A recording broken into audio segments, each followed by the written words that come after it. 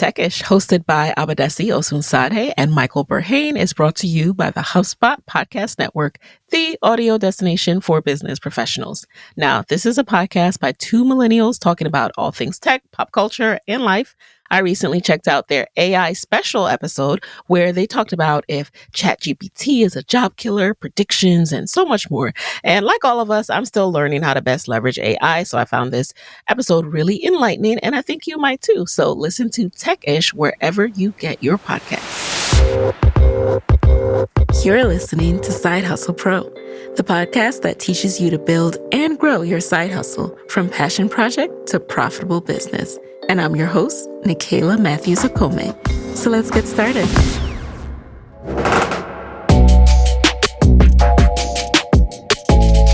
Hey, friends. Welcome back to today's episode. It's Nicaila here, back with another episode with an awesome guest.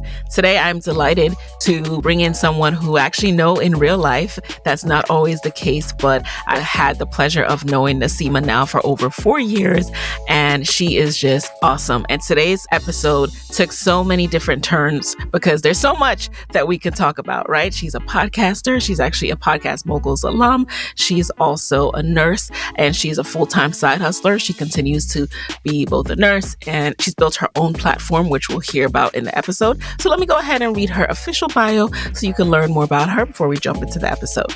So Nasima is a published author and the founder of Financially Intentional, a platform about personal finance and living life intentionally.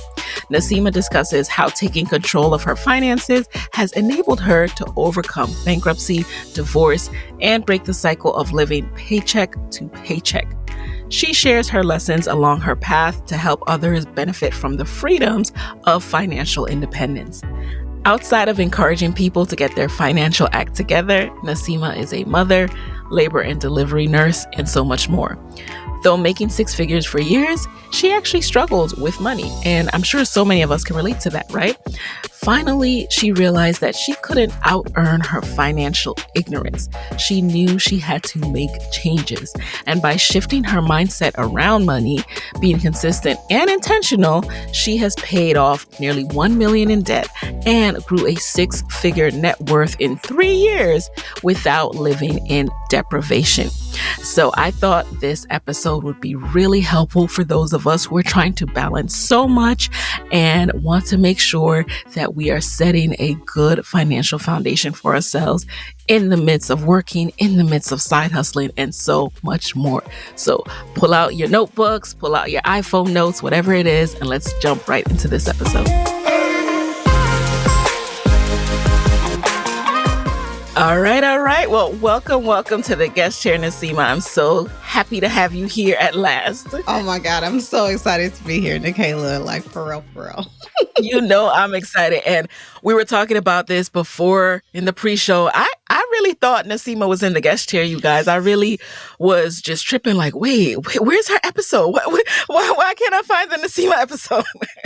So this is long overdue because you are someone who I admire, I follow, I consume your content, I learn from, and I want everyone in the Side Hustle Pro land to know about you if they don't already. So I've already read your bio, but in your own words, how would you describe what you currently do? You know what? Like right now, I'm gonna honestly say I'm just a Black woman out here, or a mama out here trying to survive and make it. Like I'm just day to day with this. Like I'm gonna keep it 100 because that's the only way I know how to be. If you ever if you know me in real life, you know I'm just real. I'm from West Oakland. I've lived a life, and right now I'm just in a season of, entering into being a third-time girl mom. And yeah, exactly, just really leaning into what I need to do in the moment. Mm-hmm. And in the moment right now, it's all about preparing for baby number 3. But being blessed in the fact that I have set some things in place for the last couple of years that has put me in a position where I can just do what I want to do when I want to do it. Absolutely. I love that. That's what we strive for here. So tell us now, When did you get into nursing? Why did that become your initial career path? Actually, it was my second career. So, Oh. and it's hecka funny. When I'll tell you this story, Nikayla, you're going to crack up. So, I always wanted to be in healthcare. I grew up with a single dad, which is very rare, right? But we were always on this cusp of like having too much money to like qualify for like welfare programs or anything, but like not having enough to like get by, really. So we Yeah. were always like in struggle mode. And when I was growing up in the 80s and 90s, I had asthma really, really bad. My dad didn't believe in Western medicine, so he would wait until the very last minute. So I grew up going to Chinatown and doing herbal and stuff, but he would wait until the last minute until my asthma exacerbations were really, really bad to take me to a community clinic where then we would have to wait for hours and hours and hours and hours to get medication, which if you can't breathe, I have asthma too, so I'm already just like, I know exactly how you feel. I know exactly how that feels. Exactly. And so like, I just saw how broken the system was. And I wanted to be a part of that. And as a kid, you don't know all the ranges of options of healthcare. And so I wanted to be a pediatrician because I was like, okay, a kid's doctor can fix this, right? And so I went into USC. I went to University of Southern California and I started taking my pre-med classes. And then I actually learned what doctors did. And no shade to doctors, but I really wanted to affect the whole healthcare system and how, and enable more access to people who had limited access. And so I was like, that's not really what doctors do. And I'm really not feeling this organic chemistry. So let me look through the course catalog and see what I could do. And I ended up landing in healthcare administration, got a master's in healthcare administration, and then, saw the bureaucracy behind the healthcare system and learned all these things. And I wasn't really affecting change. But what happened was I was working with nurses that had so much autonomy and they were really there with the patients. And I was like, that's what I want to do. And they had so much autonomy. I was like, you know what? I'm single. I'm about to get my nursing degree, move to Dubai, be a princess. Girl, listen, I had this all planned out. Okay, listen. I'm about to be like a princess fourth wife because I feel like the first and second wives have a lot of obligation. The fourth wife, you might have to have like one baby, but you don't really got to do nothing. I can have a driver, a chauffeur and stuff. And I can still be a nurse and have all this autonomy. Girl, I had all this. You're funny. You had it all figured out. Girl, so what happened? Listen, I had a baby. No, I ended up working as a nurse in the San Francisco Bay Area where we make more money than most nurses in the world. And so like for me to travel to even internationally, it didn't make financial sense. Then had a baby and kind of settled down and got into this life. And so stayed here. This is my home. My family is here. Kind of got comfortable, but love nursing.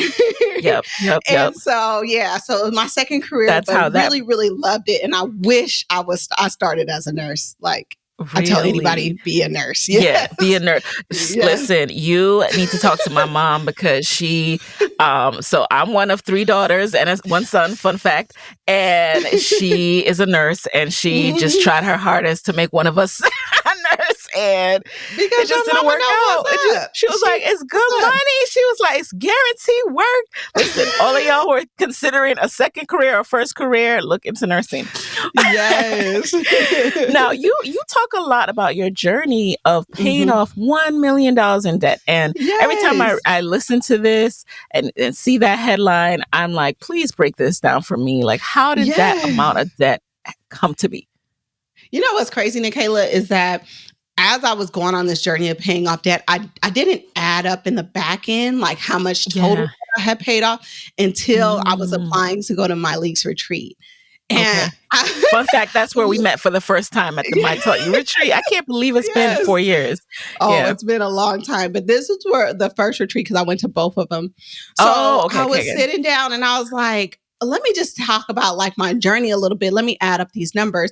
And that's when I had finished paying off everything, including my house. And I'll break down what the $1 million in debt was. But I was like, oh, this is damn near $1 million. This is about to be a hitter headline. You know what when I'm writing this essay, Listen. like, hey, I'm looking like I'm really doing something out here. But how it really started was, I was a single mom. Mhm. I knew I was going to be a single mom, but a year, like when my daughter was turning a year old, I had been making really good money as a nurse. I had 2 jobs. I had like a part-time benefited job and then a full-time, and then like a per diem kind of job. And so I was making like over $200,000 a year. And I've always been that person, Kayla, that everybody thought made it because I always know how to make money. So I was Instagram popping, I had the brand new house. I have a luxury car, Yep. I'm out here doing it, but I know like I'm broke. Like I had to put 36 windows in my house and I had to ask my sister for some What? money. And I was like, What? this guy, not 36 windows, but blinds Something's on not the adding up. windows. Yeah, Yeah. yeah, And I yeah. was just like, this don't make no sense. Like I make too much money to be broke. But then I always thought, like, in order to understand finances, you really need to like study finances, like PhD level study. And because I thought, learning about money was like learning how to trade and like being on the stock market floor, like trading places and like understanding all of that. Right. But it really wasn't about that. It's really about being intentional about what's coming in and going out. But who taught me that? Nobody taught me that. Everybody was always like, do what you need to do by any means necessary. Go to the best school, get that job, whatever. And so for everybody, it seemed like I had it together, but I knew in my heart I didn't. And so I was like, hey, Nasima, like, for the first time in your life, you're not in school. So sit down and actually start learning about finances. And the way that I learned about finances was like, I changed my social media to only follow accounts like debt-free accounts and things that would inspire me. I listened to personal finance podcasts. I read a ton of personal finance books. But not only did I do that, I took action every day to make sure I was doing something small to change the way I looked at money. And the biggest things that I learned how to do was to learn how to actually budget in advance, like tell my money where to go in advance. Because before, like I couldn't tell you what I spent my money on. Like, I don't know how I was so broke. So I learned how to tell my money what to do in advance. And then I created a system to strategically pay off my debt. Because what most of us do is we pay all of our bills. And then sometimes if we have something left over at the end of the month, we'll put a little bit of something towards that thing. And usually it's sporadic. It's like whatever the thing that catches and our that attention. never works out because like you'll always find something, your money will always find something to do with itself. So if you're counting on the leftover for your savings, it's just not a good plan. Exactly. So I went from, basically having no savings to being able to pay off like $4,000 to $9,000 a month in debt. Wow. Just because I had a plan. Well, before you tell us that, what did the debt consist of? So the debt consisted of just your normal things. So it was a loan to put a down payment on a house. So I borrowed against my 403B to put a down payment on my house. It was a car because I lived in the suburbs now and I was driving an hour. So I needed a commuter car on top of my regular car. And then it was just like little small things. And in this process, I'll tell you, I got married and got a divorce. So it was his debts too, because I focused on a debt snowball system.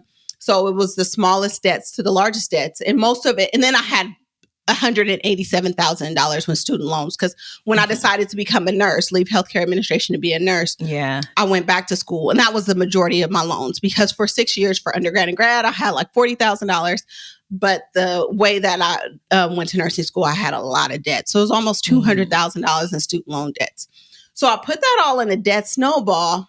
He had little debts, collections, cars, those things. And then I had like my little debts plus my student loans, which made up the majority of the debt. And so just working through debt by debt. And the way that the debt snowball works is you focus intentionally on one debt. And if you're really honed in onto one goal, and then you meet that goal, it really gives you momentum to go on to the next thing. And the debt snowball really works because it works on emotion. So the whole premise is we don't math our way into debt. We get into debt based on emotions. And that's the way that we have to get out of debt. And so I would knock out, like focus, throw every single dollar towards one debt while paying the minimum balances on everything else. Once that debt was knocked out, then you go to the next debt and you have now that minimum payment that you used to pay on that to put towards this debt. So you pay it off faster and faster and faster, and it all snowballs. Well, like I said, I got married, went through a divorce, and like by the end of like me paying off debt, two things, really big things happened. Of course, I went through a divorce, and because of the way that I had to file, I ended up owing the IRS $30,000. And Ooh. because I was a breadwinner in the marriage and I live in California, which is community property state, even though the reason why I got a divorce because I had an abusive husband that was actually in jail for for abusing me, I still had to pay him. So Whoa. at the end, I had about $20,000 left of student loan debt. I had like the IRS debt and I had his debt that I had to pay to him. And so it was about $50,000 worth of debt. I decided to sell my house because I relocated somewhere else. And so that was about $500,000 left of the debt. And so all of that added up to $978,000 something, nearly $1 million in debt. Whoa. And I mean, like quickly, if sometimes we hype up what $1 million is, right? $1 million is an equation, And if you have one loan for $200,000, you have a house loan, mortgage for this amount, like multiple 6-figure debts, and boom, there you got it. There you go. So it's not as it's not as crazy as it sounds, but that's why I wanted to break it down, because sometimes that can seem like, oh, that will never happen to me. So how did you get the extra to pay that off? Was that through side hustling or just cutting back? It was really about being intentional. And that's why my platform is called Financially Intentional, because actually through this process, like I said, it was stuff going down in my life, obviously, So I was working my 2 jobs, but I still had to navigate between getting married, having a husband, then not having husband. So not having the support there, and a whole bunch of things. So I actually did not work more. I did not have a side hustle. I literally at that time, I literally just had to hone in on my goals and just zero-based budgeting. I'm telling you, just zero-based budgeting and intentionally setting a plan towards my debt. So when I created my budget, my debt goal was always at the top. That was the thing that I always wanted to hit first. And I adjusted my budget around that. And that made all the difference for me to be able to pay off my debt really fast. It wasn't any extra income. So a lot of times what you need to do is increase the gap between your spending and your earning. The gap, all I did was widen that gap by being intentional on how I spent my money. And so, no, I did not earn more at that point, and I did not actually start documenting this journey and start on my side hustle until my journey was almost over. Okay. I think this is so inspiring too, because you guys listening, you may not have $1 million in debt, but there may be student loan debt or even any amount of debt that's holding you back from doing certain things. You might think, once I pay this off, then I'll invest in my side hustle. Or once I do this, then I'll take this trip that I've always wanted to. And I think your story shows that, yes, you can focus on this and there is light at the end of the tunnel, and you'll be able to start working on these dreams.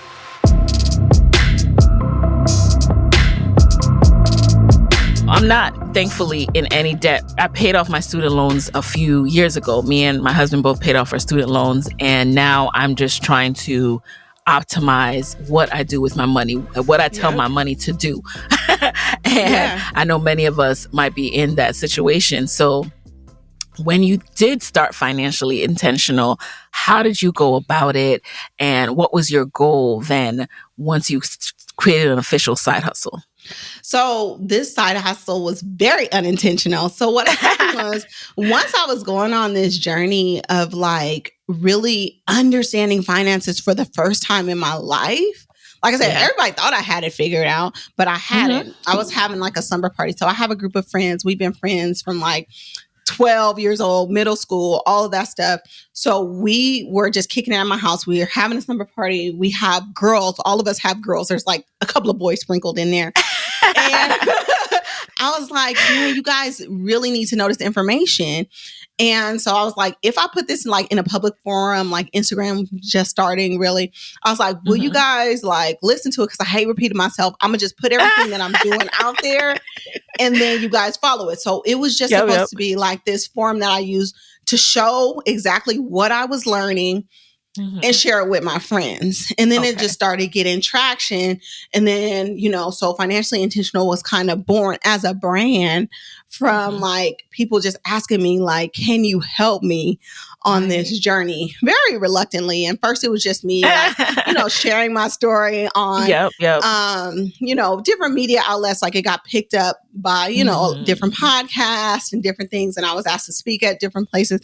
So then, I got receipts all the way back to like 2016 when I first started. And it was just really about sharing and tracking my journey and then having like some accountability around it. Yeah. And then in about 2018, around when I was having my second daughter, I was like, maybe I should monetize this a little bit.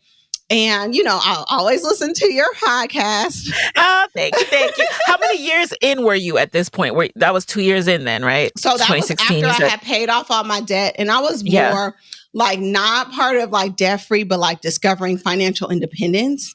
Okay. And so I was transitioning and I was like, okay, so I have all this debt stuff, budgeting and stuff down. Now I'm going into this world and where I want to start investing and growing my wealth, but I want to share along the way because now I have tackled all of these things successfully. So listening to your show, I was like, okay, well, how can I turn this into a business? And then, I started like taking courses. Like I started with Danielle Leslie's course from you. Yeah. And you know what? It's crazy. She literally lived across the street from me. During that time. Did you just bump into each other? I've never ran into her in real life. But she literally lived across the street from me. I'm like, I'm taking your course, but I'm like literally like right across the street. Like our windows get like look at each other. It was like hella funny. But anyway, I was like, I started taking courses and started formalizing a business, had a baby, started a podcast, like did all these things and like kind of grew, but knew that my passion is still in nursing because the entrepreneur side, let me tell you something. This is hard, okay? I can go to work, deliver a baby, have an emergency, ride on the bed, back to the OR, do all that kind of stuff. And that check is coming regular. And it's a nice check because if I stay over 5 minutes, I'm getting paid probably what more most people get paid in a year. It's a good check. I make a good amount of money as a nurse. So it's really, really hard to want to go into like full-time entrepreneurship, even though I know I could. It's just like, I'm still very passionate about nursing. And so like when people are like on this full-on grind, and a lot of nurses are on this thing right now because a lot of burnout and all this kind of stuff right now that's going into nursing. I'm like, hold on, pump your brakes. Like, nursing is still really lucrative. There are so many things you can do. You don't have to be at the bedside. I would definitely still be side hustling. I don't think I would leave that nursing. I don't think I would leave that nursing check. But you raise such an important point about side hustling. Like, you have options. You have options when you side hustle. Like, all this money that you do make can go completely to your investments if you want. And completely to all your side projects, building out the business, testing, exploring. Is that how you look at it? Like now that I look at it like that totally. And the thing is, and to keep it real, Nikayla, like a lot of my money that I make in my business goes back into my business. And I can make a lot of money, but the thing is, to run a successful business, there's a lot that has to go into I'm not an entrepreneur. So I invest a lot into making sure my systems are good, making sure I understand how to run a business. So let me tell you something. If I didn't have a side hustle, I'd probably be able to retire. but what I have done, I know is making such a great impact. I continue to do it. And so, just the real side of side hustling sometimes is that it's not as like golden as most people think. Like the entrepreneurial world is really, really hard, but I'm able to learn and grow and explore in ways. And I've been open to so many opportunities just because I opened up this like area that I did not even know existed. And Right. so I love the fact that I'm a side hustler, Yes. because I, I'm telling you, like the world of opportunity that has been open to me just because I shared my story and did I it believe it. imperfectly is I like, believe it. it's It's phenomenal. So, amazing. And you yeah. raise another important point that I just want to stop and highlight right here, which is sometimes your gifts are multiple. Like we are multi-passionate people, and just because you have this talent in this area that you start as a side hustle, it doesn't mean you have to let go of something that is this God-given talent. You were meant to bless women in the work that you do. I see the work that you do on social media, and you talk about Black maternal health, and your lens and what you have experienced and what you're able to share sometimes with lawsuits, as a result. So, Listen. sometimes with consequences, it's going to bless so many people. So I just hope that you guys are getting what I'm trying to say, which is just basically that sometimes you are meant to be in both places. I don't know for how long. I don't know what that looks like, but your path and your journey will show you that. Yes, yes, most definitely. And the thing is that, listen, okay, this last like promotion I'm gonna give for nursing, but nursing is the ultimate side hustle. I mean, like the ultimate job So, to have if you side hustling. Like okay, it why do is you say like the that? cheat code because you're always going to be in demand. Mhm. AI cannot replace you.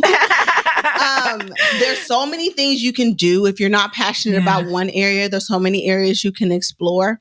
Mhm. And I just feel like you can make it work for you where you can make a good amount of money so that if you want to take 3 months off and Yes. then have, work for 3 months and then do it again or travel the Right. world or do whatever, use your job to pay you to travel the world. You Yeah. can. There's so many opportunities if you just explore them that it's Mhm. almost like it's one of those jobs that you don't have to retire from because Mhm.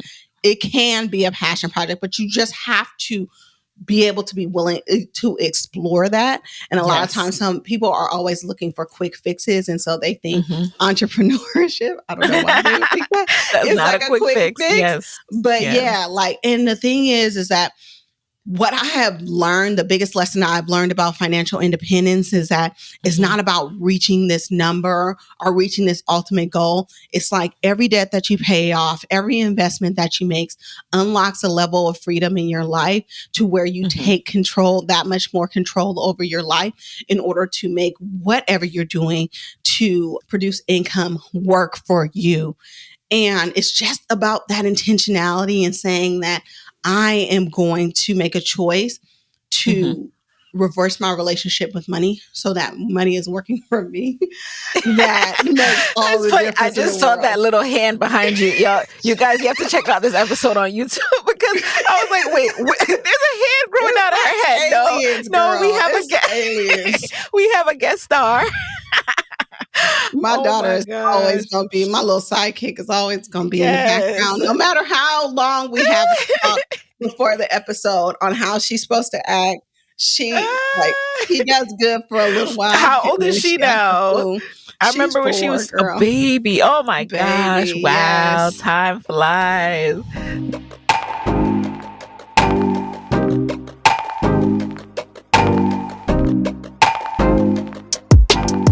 So yes, this was the biggest plug show ever for nursing. But And it's I think Nurses Week, so it's only it's right. Nurses Week when we're recording this.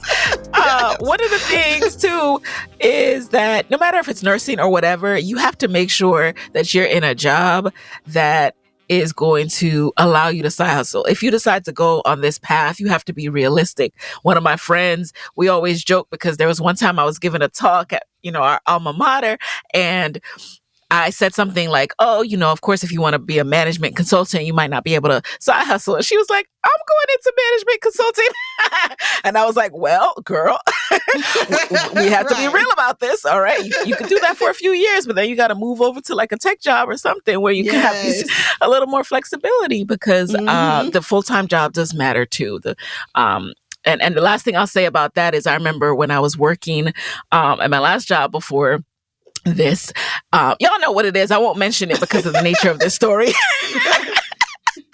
But I remember someone, sent me this role like, oh, we think you'll be great for this. And I'm like, oh, no, I can't take this role. This role sounds like I'll be doing a lot more work. And like, I'm just trying to lay low and side hustle. So you got to sacrifice sometimes and say, all right, I'm not going to, not that you're not giving all you can at work, but you have to do a kind of job that allows you to do all you can and still have some energy for your side hustle. So let's talk about how you actually worked at that, though, how you actually juggled the two, because it's tough. It's still tough. It's still long hours when you do go into the office. So how were you able to do that juggle? Well, the thing is that with being a nurse, like, it's easy to, like, once you're off, right? And so I don't have to bring that work home with me. And I don't, in all honesty, work-life balance, kind of thing is a farce. I have kids. I'm a single mom. And so, I just make it work and I do what I can. And the thing is that it just has worked so far that I schedule just certain days where I do the work, and what gets done, gets done. What doesn't get done, doesn't get done. And I don't put too much pressure on myself to do it. I have time for where I'm like learning. I'm going to conferences, I'm in masterminds, I do all those things, but I just make it work around my lifestyle. And we all have the same 24 hours in a day. And it's just, again, about being intentional with your time, but also knowing when there's times to like pull back and rest. Like I'm totally in that mode right now. But I just make it work. But I think like you said, I have a job where I can totally separate from that when I leave. And so when I leave, like in my commute, I'm like consuming content so that I can share. A lot of my videos, you'll notice, are in my car. I didn't even notice that. I didn't even notice it was mostly in your car. A lot of them in my car. I thought you were sitting stationary. I gotta look again now. Girl, my car drives itself. So I put it in self-driving mode, and that's such a vague comment. I feel like the vague, y'all are the most, Oh yeah, we got the first and the most. I can't even speak correctly, but you know what I mean. Yeah, we're on it. Like I work in the city where Tesla is created, like where the Tesla factory is. Of course. So, like, at my job parking lot, all you see is Teslas, and so we'd be flexing on our auto drive out here. So.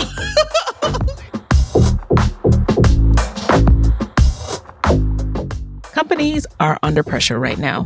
Pressure to get more leads, close deals faster, and get better insights to create the best experience for customers.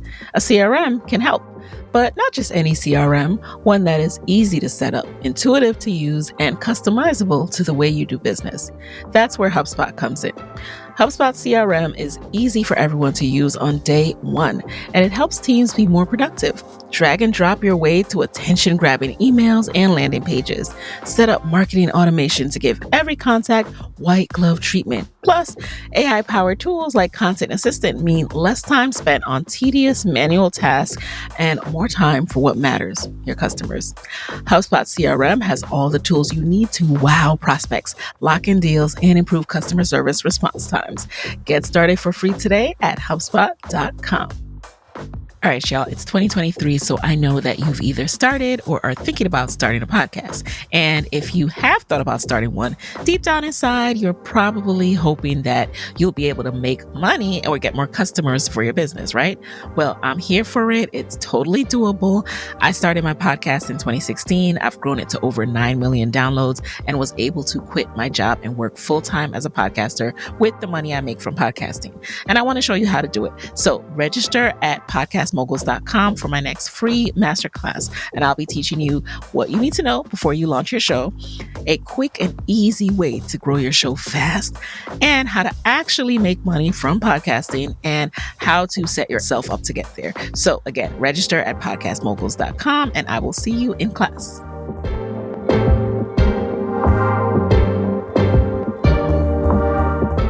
So your side hustle started out one way, I feel like, from watching and observing your journey. You know, you were talking about the FIRE movement, and it shifted to so much more than that. So tell us a little more about your interpretation of FIRE movement. So, FIRE is the acronym for financially independent, retire early. I always flip those. And it's less more about the retire early part, but in making work optional and having options right now about how you look at work. But it totally shifts your perspective, because I don't know about you, Nicaila, but I'm quite sure, because I kind of know your story. But, you know, we're taught that, you know, you go to school, you get a job, you work that job forever. Yep. It shifts that paradigm to say that you can work, put away a certain amount of money, and now you can do whatever you want to do. You can work on your passion, or, you know, you can work. But if somebody is, you know, messing with you, you could throw the deuces at any time. Like I love to do. Right. Yes. I love those are some of my favorite stories. You got to go over to her Instagram, Financially Intentional, and she has shared her stories of quitting or having to speak out and get fired. And guess what? She still bounces right back on her feet with another nursing job. And it's about that option. And that was a total mindset shift to me. And that didn't come until after I paid off my debt. And I know you're good friends with Jamila Supran. And so throughout my journey, we were friends too. And then, you know, she started really talking about the FIRE content, and I really got into FIRE because of her. And I was just like, man, like, so what do you mean? Like, I don't have to work forever. Like, I'm not chasing this corporate ladder. Like, I'm just making sure I have enough saved and invested so that, you know, in a couple of years, I don't have to work if I don't want to. Like, that's a whole new paradigm shift for me. And like being able to share that. But what has actually happened is that has freed up a lot of things in me to be able to talk about generational wealth. So I talk about, you know, how my kids are investing and how they learn about money, and how like I'm putting them in a financial position, not to be spoiled, because let me tell you, my kids work hard now. Like they work for me.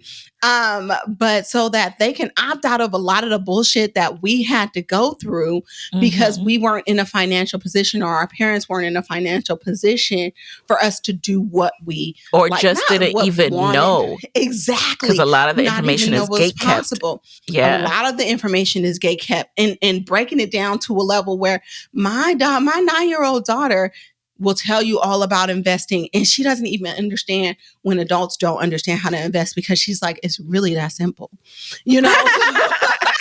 She was I just clown. Picture her like, saying that. Yes, she was clown. Like like, what don't you understand, girl? Her and my stepmom got into it all the time. She was like, my stepmom's like, you don't understand. Like, you only know this because of your mom. And she's just like, well, I don't just understand why. You just don't get it, right? And I'd be like, girl, like, you know, pull back a little bit. Cannot. You know what I'm saying? But that's how they think. But anyway, but setting them up for, you know, building wealth and being in a position to be able to opt out of a lot of stuff. I actually have been fortunate to have a platform where I can speak openly about maternal health issues and speak openly about the things that have happened in my job and that I've witnessed that has affected Black maternal health, and like actually giving people viable like solutions, like how do we address this situation, and being able to highlight other platforms that help, you know, Black women in this situation. But it has morphed into just an opportunity for me to be able to affect change in a way that I couldn't have done it just as a staff nurse, you know? But because I can speak about these things and not have to worry about my money, I do.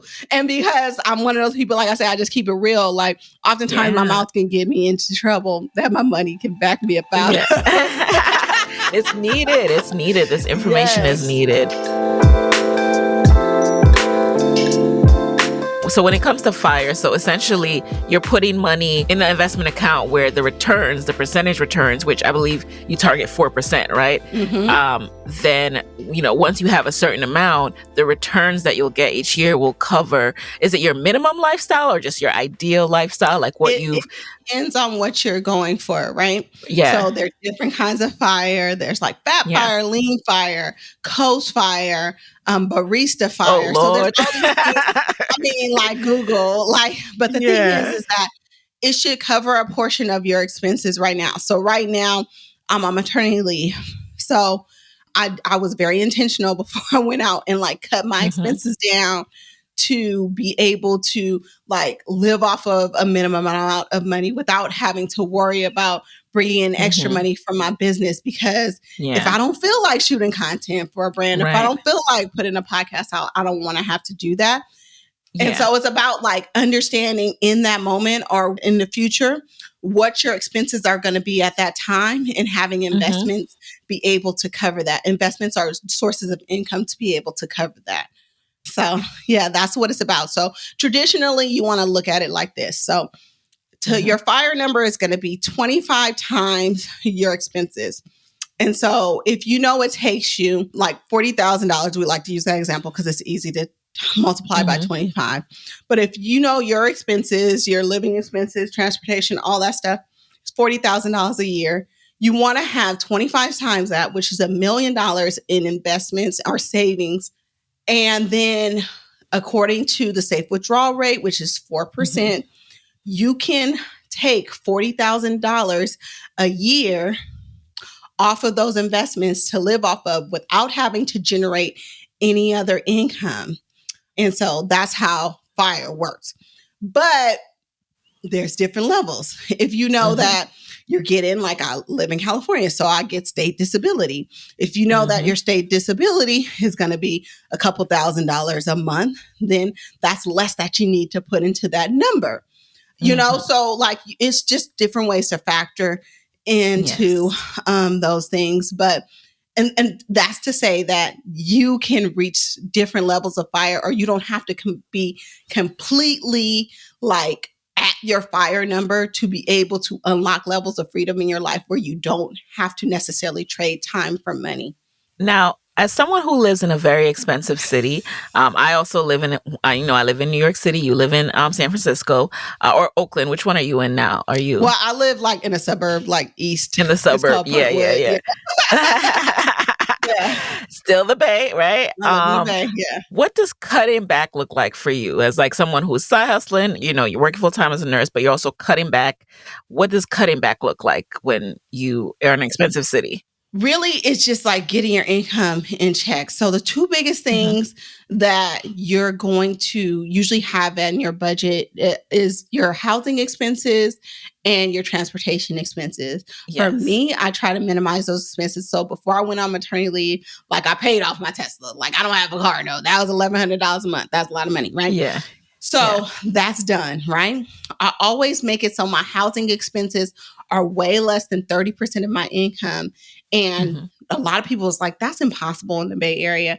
But what I always do is, even if I'm renting, I always find a place where I have an extra room where I can rent that out if I need to. And I rent it out to travel nurses or nurses that I work with. Because a lot of nurses, even if they're not travel nurses, they're staff nurses, but they live in Georgia, Florida, Canada, even they come down here and they want a place to stay.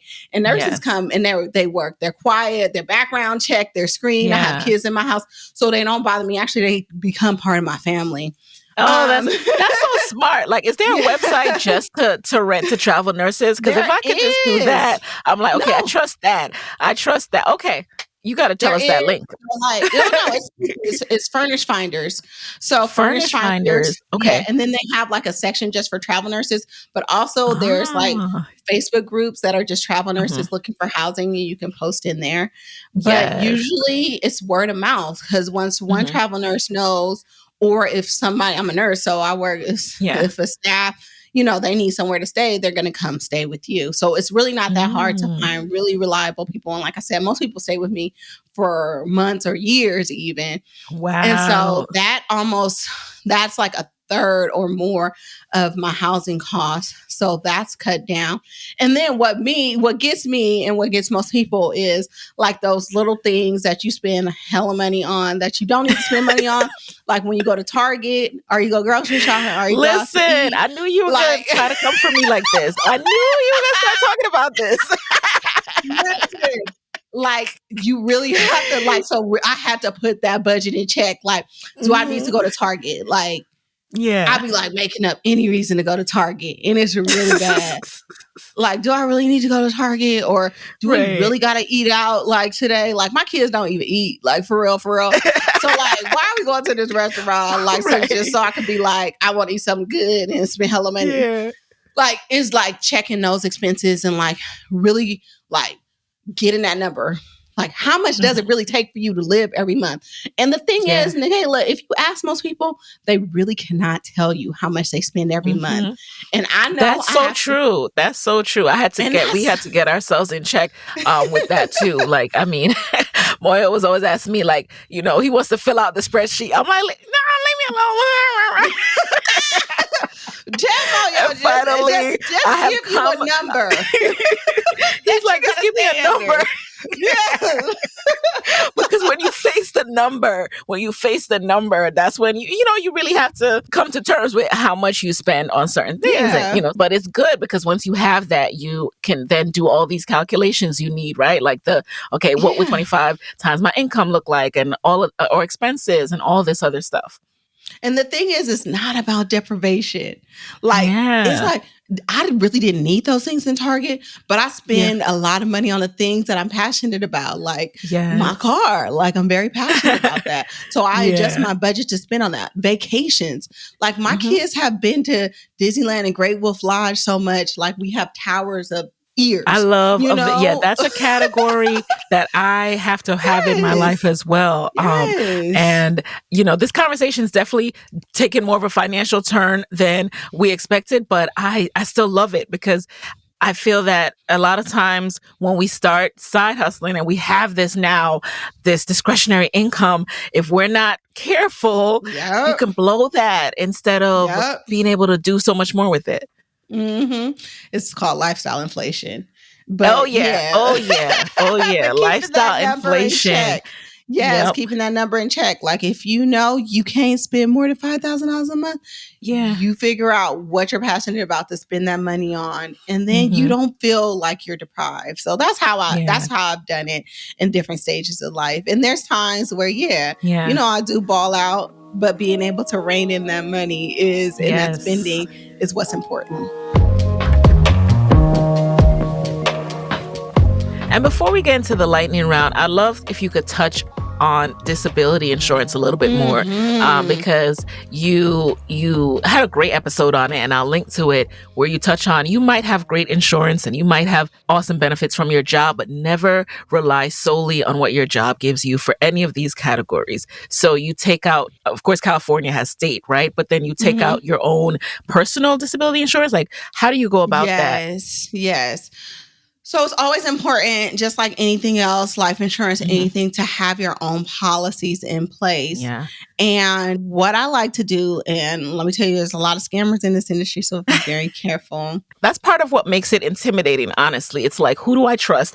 Who do I trust with sharing what I make and, looking inside my books and all this other stuff? That is the thing that intimidates me sometimes. You hear so many horror stories and you don't know these people, right? Right. When you're looking for a financial advisor, somebody who is doing insurance for you, you want to look for somebody who is independent. For like, okay, so on my podcast, I work with Aquania Escarnate, and she's in the personal finance space too, but she is an independent licensed insurance agent, meaning that she's not tied to any one company. So her interest is always going to be to get you the best rate, period. When you look for financial advisors or somebody to help you with your finances, you want to work with somebody that is a fee only, like fiduciary advisor. And fiduciary means that they are only like they are licensed to only work in your best interest. And you would think that all licensed agents are fiduciaries, but they're not. And the fee Mm, only just means that, okay, like you're sitting down for a session, you're going to pay them like $300 for a session, and then they're going to put together a plan specifically for you. Oftentimes mhm. you'll get financial advice for free, or somebody will Yeah. set up an insurance thing, policy for you for free. It's not free. Their best interest is getting the highest commission for themselves. And so they'll put you in a policy for them that Mhm. pays them in the front end. So there's a lot of policies Mm, out there that like they're incentivized to sell you because they make a lot of money, almost 50% of the premiums that you put up front. wow. So like as far as disability insurance, you're guaranteed to get hurt at a job. Like life Yeah. insurance, like you're gonna die or whatever. We're Yep. guaranteed to die. But like most people are injured in some kind of way where they can't do their job, or they have to go Mhm. out for a pregnancy or whatever, right? And so Right. disability insurance is something that you can get through your job, but you Mhm. also want to have a separate policy in place just in case like you lose that job, something happens, they change their benefits every year, you don't know Yes. how it applies. And so I have state disability insurance. I have disability insurance, long term disability insurance through my job. And I also have long term disability insurance on my own.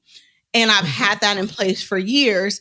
And the way that it's working right now with my maternity leave is that I'm high risk. I'm 42, or I'll be 42 on Monday. And so I had to go out of work early.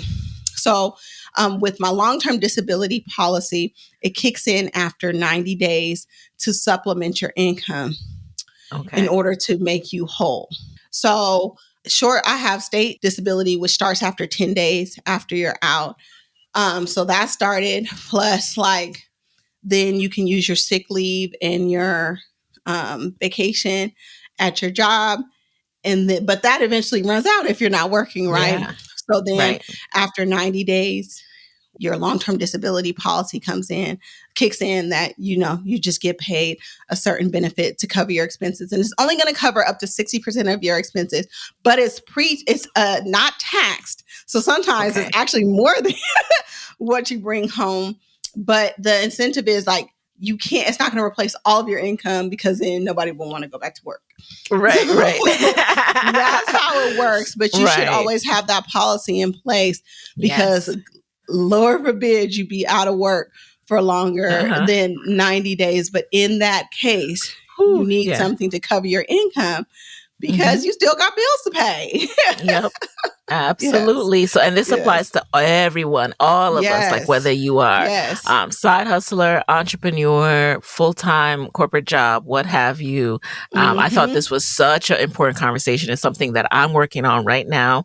Let me know if Yes. you guys want me to share more about my journey as I, finalize a plan and all of that good stuff. But I saw an entrepreneur friend who's recently going through unexpected injury, Mm-hmm. and, when we work for ourselves, it's something to think about with side hustling. When you work for yourself and you are the business, right? Mm-hmm. I am the podcaster. I am the content creator.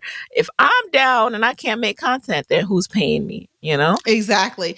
And so that's something that we talk about in the last episode I think I did about disability insurance for Yes. entrepreneurs is super important. Yes. So in two ways, if you've been an entrepreneur for a while, to get Yeah. a disability policy, they're going to want to see a couple of years of income so that they can cover Yeah. you. But if you're side hustling, you use your Yeah. work income to be able to cover that. Like, so if you know that you're going to transition like to be a full-time entrepreneur, it's a good time Yeah. to get a lot of policies in place, because it's going to be based off of Mm, like the salary that you're making at your job, and it's less yeah. things that you have to prove. So just something to Yeah. think about, like if you really are transitioning into full-time Mm. entrepreneurship, like get those things in place now. Nice. Mhm. That's a really big tip. That's a really good tip. And something that we forgot to even touch on is you getting into podcasting, right? So just, let's briefly touch on this. Yes. So you had the platform, you started on Mhm. Instagram. Why podcasting, and what makes you continue to podcast? Man, like no lie, like it's where I get my information from. And I really Mm-hmm. feel like they're in the personal finance space, like it's male, pale, and stale. And I needed to hear voices like me. And you know what I'm Oh saying? my Like God, I'm that's the like, first time I've heard that. Male, pale, and stale. shout Okay. out to Verna. That's my girl. She always uses that. Okay. But Okay. yes. And so I was like, man, we need to like hear from we need more voices like Yeah. me. And initially I was like, well, there's no lack of like personal finance podcasts out there. So let me just niche down and speak specifically to nurses. And when, of course, Yeah. when I wanted to do my podcast, of course, I reached out to my girl, Nikayla, like, oh yeah, we got to take this course. We Oh got to do it yes, right the first podcast time. mogul. Yes, Podcast I am mogul a in the building. podcast mogul. Yes. So yeah, I started like speaking specifically to nurses and about financial independence in nursing. But I just know that my voice is needed across the board. So recently, Mhm. in December, I did a rebrand where I just kind of generalized just my Okay. audience because I've always had Yeah. the overarching brand, financially intentional. Right. But I Right. just Right. made it and opened it up for everyone because it really was like if you even listen to my old Nurses on Fire podcast, like there's Yeah. nothing that it was specific to nurses that nobody else could Hmm. do. But I just Yeah. thought I needed a niche. But Yeah. you And sometimes you can know, overly niche too. Sometimes you can yes. overly niche because it's like then you always have to find nurses. Then it always has to be Hmm. around a nurse's story. So I understand the Yes. challenge with that too. Yes. Yes. But but I just love podcasting because like I really feel like people just need to hear different voices and Yes. there is such a void of voices like ours out there that talk about Hmm. this information in a digestible way. Plus, there are so many barriers in personal finance. There's so much gatekeeping intentionally and unintentionally in the finance space for really simple concepts and access to Yeah. things that ways to access things that we didn't even know was possible for us, but it's right Hmm. in front of us. Hmm. But we just didn't know was there. And so Right. to hear from somebody who has came from the struggle, who has gone through all those things, Hmm. and who can keep it real with you 100%, I feel was Yes. needed. Yeah. Oh, absolutely. And as it relates to gatekeeping, if I was to even just oversimplify it, take away some of the problematic aspects of it, it comes down to people share with the people they know. And you're more Mm-hmm. likely to know people who look like you and hang out and, have friends. So it's being, this information is being circulated in circles that might not look like you because you're not friends with that crew. So you have to Mm-hmm. find your crew and make sure Yep. that if you are that person that has that information that you're realizing that the rest of your crew doesn't have, you need to start sharing that. Like you are missing out on a gift. You're missing out on sharing something that you're meant to share because there's a reason why you know it. There's a reason why it comes so easily to you. So I'm just thankful that you have this information. And like before this interview started, I was saying like, can I hit you up? Because like I need some more support and I need guidance from someone who has done it. And it's too much. Yeah. Sometimes people are like, oh, I can just Google that. I don't know about you, but there's a lot of stuff on Google. I don't want to Yeah. Google anymore. Like, this is why I Yeah. pay for courses. I want to go Thank to you. someone and I want to follow your roadmap. I want to just tell me the steps. All right. I'm Yeah. at a just tell me the steps phase of life. All right. I will Yeah, follow. 100%. But the thing is, and and the unfortunate thing about this industry is Mhm. that there's also a lot of room for people to take advantage of you. And Yes. so a Yes. lot of people are really leery. And Mhm. I ain't got no reason to take advantage of you. I'm not a scammer. Right. I mean, you obviously But you the have thing to is what's it that called? I You have to do only your due look. diligence and Yes, research. You can't exactly. just throw money at anybody. Exactly. But once you've done that, yeah. Yeah, you have to be able to trust that people are really Mhm. have your best interest at heart. And a lot of people, unfortunately can't get past that step. But, No. unfortunately, for our communities, we have been historically taken advantage of financially. Yes. And so Yes. there's a lot of mistrust. So I Mhm. get it. And I'm Yeah. here. And so a lot of the things that I teach and talk about, I give a lot of free game because I don't want you to Yeah. think that these are things that you have to pay for, but it is something Right. that you have to be intentional about and actually take Mhm. action on. And Yep. shoot, as long as you're doing what you got to do, I don't care if you pay me. I just want you to Yeah. get the stuff in place for yourself because it's that important for you. Right. And that's Yeah. another hint at why producing content is so helpful, because Mhm. the free game that you share is actually helping people to see that you're qualified and trust you. And they may Yeah. not come right away, but after a year or two or listening to you, it's worth the wait to have that customer, that client that just is really rides for you. Like, no, Nikayla knows her stuff. Nasima knows her Yes. stuff. And Yes. that's that. Thank you so much. We're going to jump into the lightning round. I could go on and on, but clearly, like I said, we need a side conversation with you. So we're going to jump into a quick lightning round. You know the deal. Just answer the first thing that comes to mind. Are you ready? I'm ready. All right. So number one, what is a top resource that has helped you in your business that you can share with the Side Hustle Pro audience? Side Hustle Pro. I always turn to Nikayla if I need something for her. I've got my website designer. I got my podcast started. I got my business started from Nikayla. You rock, girl. Yes. Number two, who is a non-celebrity Black woman entrepreneur who you'd want to switch places with for a day, and why? I love me some Myleik. Like, she's the I first knew you were person. going to say that. Yep. And it's crazy. Relatable content. Yeah, I just love her. I love how she keeps it real, but very smart. She's very intentionally knowledgeable. Whatever she doesn't know, she like drills it down into it and like gets to know it. She's always chock full of resources. I can't tell you the amount of things that I bought because Myleik suggested it. But I love me some Myleik. We're birthday twins. She's a couple of years older than me, but I just feel like she's like one of the few people that Black women, I'm just like, I love me some Myleik. Yes. Relatable content. I feel the same. Number three, what's a non-negotiable part of your day these days? If don't feel like doing it, I'm not going to do it. It's a no. It's a solid no. It's a solid no. I love that. No. Number four, what's a personal habit about you that you think has significantly helped you in business? I think consistency. Just being able to even if it's just a little bit is still doing something. So I'm going to consistently be doing something, and I'm going to be consistently like working on myself. And so consistency is where it's at. And finally, number five, what is your parting advice for fellow Black women entrepreneurs who want to be their own boss or be a steady side hustler, but are worried about losing or compromising a steady paycheck? I think it's about taking action. And it's the consistency part again. Small daily actions are bigger than what you think they add up to. Like we overestimate what we can do in a day, but we underestimate what we can do in a year by taking small intentional actions. So just take those actions. Stop with the analysis paralysis and just do one thing today, right now. Yes.